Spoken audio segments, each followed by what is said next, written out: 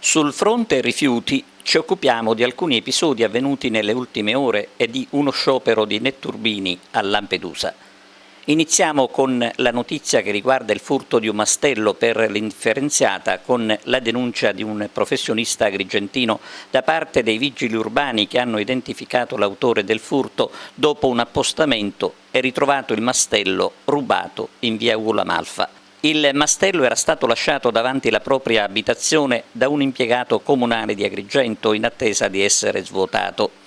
Il professionista autore del furto è stato denunciato alla Procura della Repubblica di Agrigento.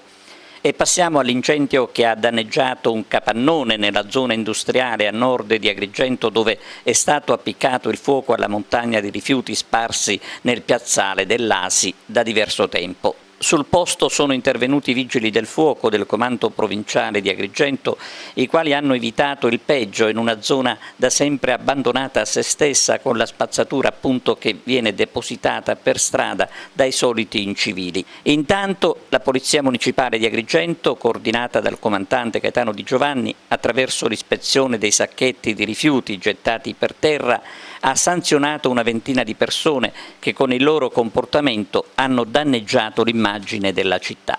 Sono 7 le sanzioni elevate grazie all'uso delle telecamere dislocate sul territorio comunale. I controlli dei vigili urbani, sempre in tema di raccolta differenziata, continuano ad interessare anche i locali pubblici, in particolare quelli di San Leone. E veniamo allo stato di agitazione dei netturbini senza stipendio.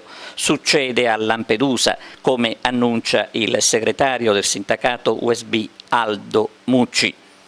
Le aziende ad oggi, scrive il sindacalista, non hanno corrisposto le spettanze dei mesi di giugno e luglio 2018 e non hanno provveduto al saldo dei ratei della 14ª mensilità.